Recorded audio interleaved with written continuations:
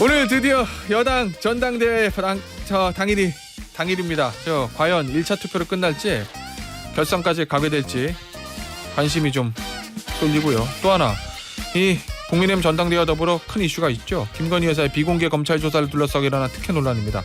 관련해서 국민의힘 비대위원인 김용태 의원 모시고 이야기 나눠봅니다. 안녕하세요. 네, 안녕하세요. 포천가평 김용태입니다. 비대위원 끝이죠, 오늘로.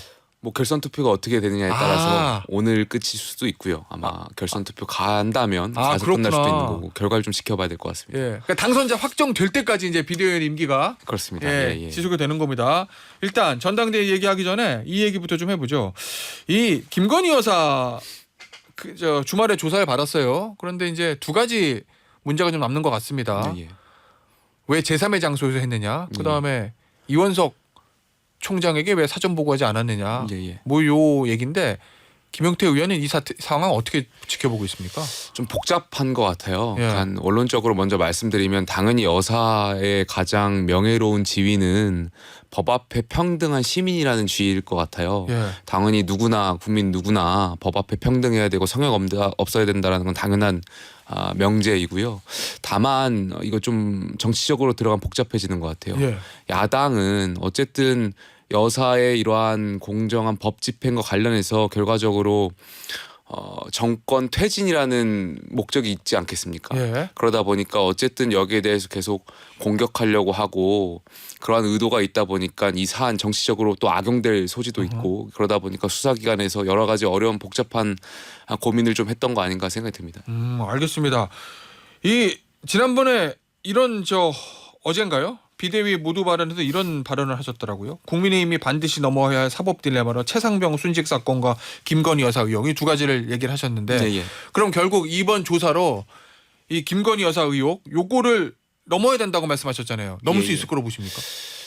뭐 관련해가지고 명품백도 계속 수사가 진행 중인 걸로 알고 있고요. 다만 앵커께서도 말씀을 하셨지만 그 검찰총장 패싱 문제가 좀 문제가 되는 것 같아요. 그러니까 검찰이 설명을 하죠. 물론 이제 수사권이 배제되어 있기 때문에 도이치모터스 건에 대해서는 이제 보고하지 않고 후자 명품백에 대해서 이제 보고했다라고는 하지만 국민들이 받아들이시기엔 좀 일관성이 좀 떨어질 것 같아요. 왜냐하면 할 거면은 어쨌든 영부인에 대한 조사는 굉장히 특수하고 이례적인 상황인데 수사지휘권을 배제했다고 하더라도 총장한테 사전에 보고하는 게 맞지 않았냐에 대한 그런 생각들도 있는 것 같고 또 할 거면 어쨌든 명품백은 한 거잖아요. 보고를. 그렇다면 이걸 종합적으로 같이 했었어야 되는데 좀 일관성이 떨어지는 거 아니냐에 대한 국민들의 비판들도 있는 것 같고 조금 더 지켜봐야 할 문제인데 좀 여당의 입장에서는 좀 안타깝습니다. 그러니까 사법 리스크의 의혹들이 여야 모두 있는 건데 저는 정부 여당이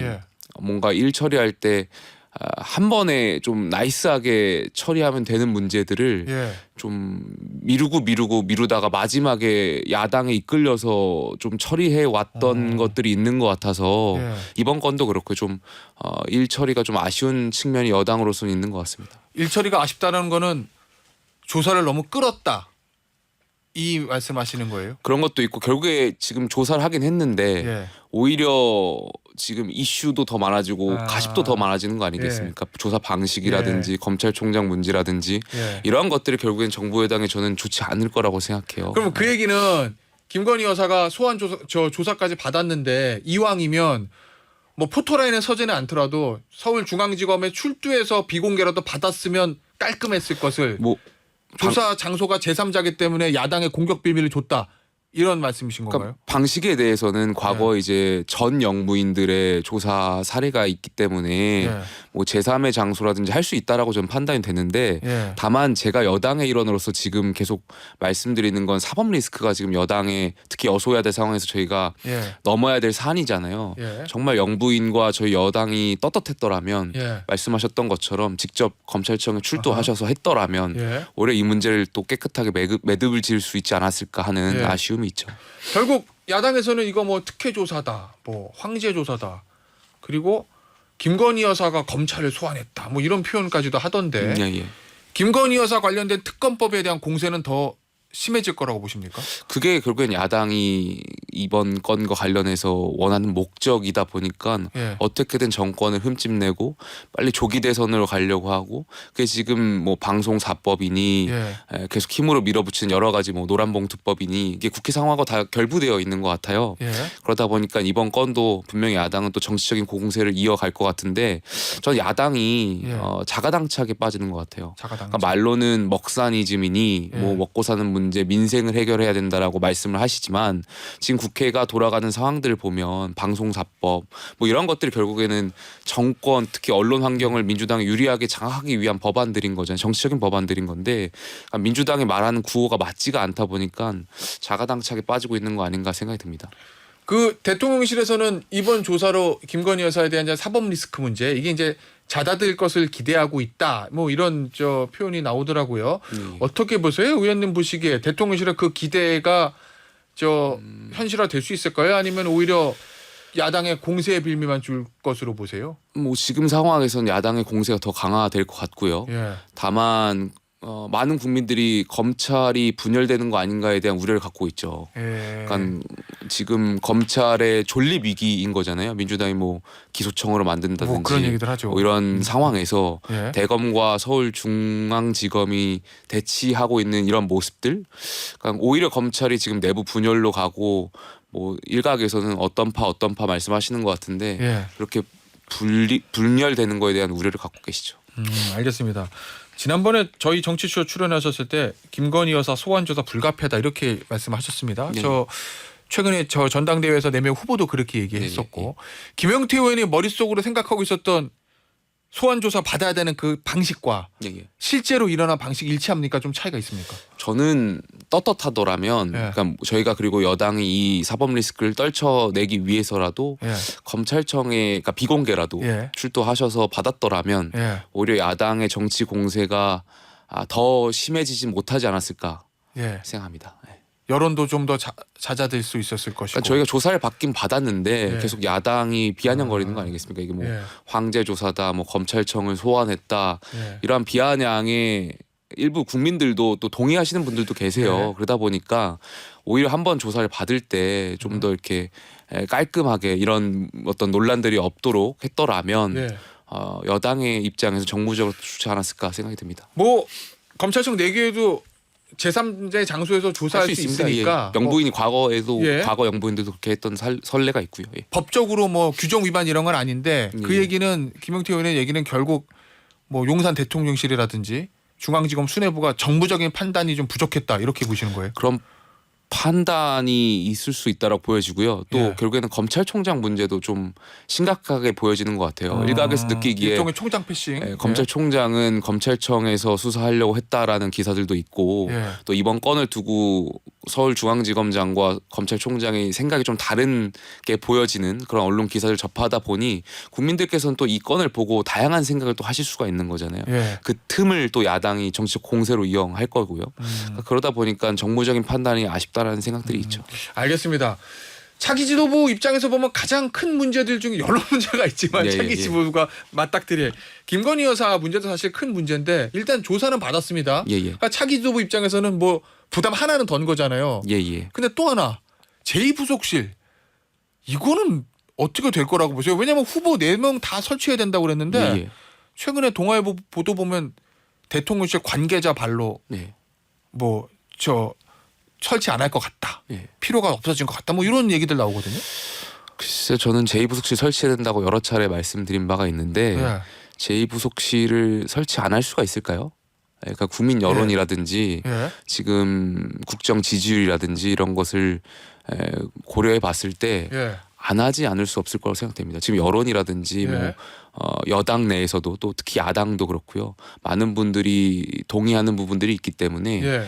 안 하고 넘어갈 수 없을 거다. 상황 자체가 그렇게 생각합니다. 아니 근데 김영태 의원도 그렇게 얘기하고 당대표 후보 4명도 다 그렇게 얘기하고 예. 대통령도 검토하겠다라고 얘기를 하셨고 예. 그런데 대통령실 고위 관계자도 아니고 그냥 대통령실 관계자 발로 원래는 할 생각이 있었는데 안 하는 것으로 방향이 잡혀간다. 예. 그 이유는 뭐 인력을 뭐 별도로 뭐 충원해야 되고 또 하나 뭐 이유를 들었던데 뭐 여러 가지 이유를 들면서 설치 안 하는 것처럼 지금 보도되거든요. 예. 그 이유는 뭐라고 보시는 거예요? 왜 뭐 좀 지지부진한 거로 보세요. 대통령실 안에서도 충성 경쟁들이 있겠죠. 뭐 저마다 여사나 대통령을 향한 충성이라고 할까요? 그런 것들이 좀 방식들이 다른 것 같은데, 예. 그러니까 그 대통령이나 여사 모든 그러니까 여사는 이제 권력자는 아니지만 대통령의 누리고 있는 이 권력도 모든 권력 국민으로부터 나오는 거잖아요. 그러니까 예. 국민의 눈높이, 국민의 기준을 생각하는 것은 공직자로서 매우 중요한 것 같습니다. 그럼 그 얘기는 몇몇 청와대 죄송합니다. 대통령실, 대통령실 관계자가 국민 눈높이 생각하지 않고 충성 경쟁 일환에서 여사님이 이거 부속실 설치하는 거 싫어하실 거야 이렇게 생각하고 그렇게 추측하고 심기경호를 하시는 분들이 있지 않을까 생각이 드는데, 그게 결국에는 예. 오히려 대통령과 여사를 위험에 빠지는 게 하는 것 같다. 제가 한 윤석열 정부 한 이제 3년 차가 이제 곧 돌아올 텐데, 예. 그 3년 차를 이렇게 옆에서 또 뒤에서 지켜본 바로는 예. 그렇게 생각하시는 분들이 있지 않나 생각됩니다. 잘못된 심기경호를 하는 사람이 있으나 결국에는 민심 때문에 설치할 수밖에 없을 거다 이런 말씀이신 거죠. 예, 여소야대 상황이고 예. 또 지금 그렇게 될 수밖에 없는 상황일 거라고 생각합니다. 알겠습니다. 전당대회 얘기 좀 해보죠. 투표율이 좀 낮아요. 작년보다 낮다고 합니다. 예. 조금 전에 손지은 기자께서 뭐 잘 설명해 주신 것 같습니다. 영끌, 지난번 전당대회는 영끌 전당대회라고 하셨는데, 예. 아무래도 이제 그때에 비해서는 조직이 가동된 게 좀 적었던 것 같고요. 예. 두 번째로는 제가 느끼기에 저희가 총선에서 참패했잖아요. 예. 참패한 이후로 많은 당원분들에 대한 관심이라든지 예. 국민적 관심이 떨어지는 측면도 있었어요. 정치 준수 꼴 보기도 싫다라고 말씀하시는 분들도 계시고, 예. 또 여야가 계속 싸우다 보니까 공전하다 보니까 관심도가 좀 지난 전당대회에 비해서는 떨어졌을 수도 있지 않았나. 다만 흥행 측면에서는 뭐 예. 내 후보 모두 너무 치열하게 싸워주셔가지고 예. 흥행은 잘 됐던 것 같습니다. 언론의 관심은 집중이 됐는데 예. 실제로 이제 포천 가평 당원들 얘기 많이 들어보셨을 거잖아요. 네. 뭐 누구를 지지하고 이런 걸 떠나서 네. 이번 전당대회 사실은 네거티브가 심하고 네 명의 네. 후보의 충돌이 생각보다 강했거든요. 네. 그 장면을 보면서 당원들은 뭐라고 그러주시던가요? 당원들은. 당원분들은 예. 이제 특정 후보분들을 지지하시거나 예. 이렇게 비토하시면서 당정 관계에 대한 우려와 예. 이런 것들이 좀 많으셨어요. 그러니까 누가 되더라도 예. 당정 관계를 잘 이끌어 나갈 거다 생각하시는 분들도 있고, 예. 반면에 누가 되면 당정 관계 파탄 난다. 이렇게 우려하시는 측면들이 좀 컸던 것 같아요. 예. 네. 역시 지금 언론 기사들을 오늘 쭉 보면 전당대회 이후가 더 문제다. 뭐 이렇게 얘기를 하거든요. 네. 역시 저 워낙 네 명의 후보 사이에 특히 이제 한동훈 후보하고 초반에는 원희룡 후보, 후반에는 이제 나경원 네. 후보와의 충돌이 거세지면서 과연 전당대회 이후에 원팀이 될 수 있을 것인가 이런 우려가 나오는데 김용태 의원은 어떻게 보세요? 그러니까 하나가 화합할 수 돼야 있을까요? 되는데 그 네. 과제가 늘 쉽지 않았던 것 같아요. 당장 누가 되든 이 최상병 특검과 관련해서가 네. 이제 시험대에 올라갈 것 같아요. 그러니까 예. 뭐 이제 한동훈 후보가 좀 다른 의견을 갖고 계시고 나머지 세 분의 후보는 같은 의견이신 것 같은데, 예. 누가 되든 당내에서 이 문제가 의원들도 굉장히 심각하고 예민하게 바라보고 있는 문제거든요. 예. 하루빨리 공수처 수사 결과가 나와야 할 것 같은데, 예. 나와야지만 좀 특검에 대해서도 여당 내 좀 폭넓은 의견들이 오가지 않을까 생각되는데, 예. 예. 그 얘기는 원희룡 후보나 나경원 후보가 당선되면 어차피 최상병 특검법 계속 반대할 거니까 별 문제는 없을 수 있는데, 한동훈 후보가 대표가 되면 본인이 얘기했던 제3자가 추천권을 가지는 특검법을 발의하려고 했을 때 의원들이 어떻게 나올지 모르겠다 이 말씀이신 아니 거죠? 그 앞서 말씀하신 뭐 원희룡, 나경원, 윤상현 후보 중에 누가 된다고 하더라도 예. 한동훈 후보의 특검 법안을 지지하시는 또 당내 의원들이 계시잖아요. 예. 그러다 보면 이런 것이 이제 상충되면서 예. 재의결 요구라든지 아니면 추가적으로 또 다시 민주당이 뭐 이렇게 특검이 예. 부결되더라도 또 준비하겠다라고 말씀하시니까 이러한 예. 것들이 결과적으로 여당이 표 계산하는데 부담이 되는 상황이 올 수밖에 없고, 예. 그것이 이제 조금 전에 말씀하셨던 하나 되는 뭐 여러 가지 판단에서 좀 의견들이 다양해질 수가 있죠. 의원님 보시기엔 그거 어떻게 풀어야 됩니까? 앞서 어제 얘기했던 국민의힘이 반드시 넘어야 할 사법 딜레마 두 개 중에 하나가 최상병 예, 문제잖아요. 예. 어떻게 풀어야 된다고 보세요? 여당 의원들은 대체적으로 일단 공수처 수사 결과가 빨리 나와야 된다라고 판단하고 계세요. 공수처 수사가 지금 진행된 지 10개월이 넘었고 예. 국민적 관심 높잖아요. 예. 혹시 공수처가 지금 특검을 기다리는 거 아니야? 그러니까 이게 너무 권력적인 측면이나 이런 것들이 수사를 하다 보니까 부담스러워서 예. 오히려 수사를 좀 이렇게 천천히 하고 특검 빨리 정치권에서 특검을 통과하기를 바라는 거 아닌가에 대한 우려들도 있거든요. 예. 그러다 보니까 일단 공수수사 빨리 끝내고 예. 여기에 대해서 정말 부진하고 미진하면 여당 내에서도 특검에 대한 이야기가 나올 수가 있죠. 예. 당정 관계는 어떻게 될 거로 보세요? 새 대표 선출 이후에. 당정 관계 누가 되느냐에 따라서 조금 뭐 차이가 있을 수는 있겠지만 예, 저는 어차피 이제 선거가 끝났으니까요. 예.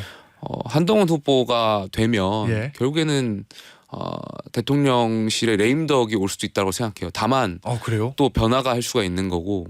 근데 이제 뭐 다른 후보들도 마찬가지겠지만 저는 결국에는 당원들이 판단한다고 생각돼요. 예. 그러니까 새로운 결국에 현재 권력과 미래 권력이 세게 충돌했던 선거 아니겠습니까? 예.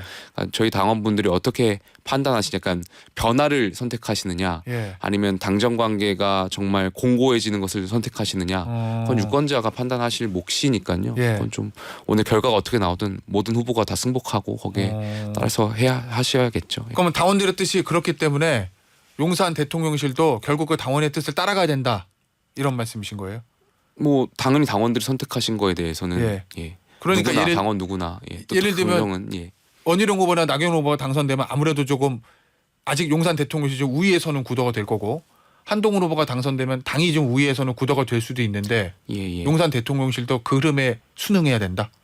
뭐 어떻게 판단하실진 모르겠지만 예. 당원들이 선택한 것에 대해서는 대통령실도 같이 따라와야 되지 않나 생각합니다. 알겠습니다. 이준석 개혁신당 의원이 예.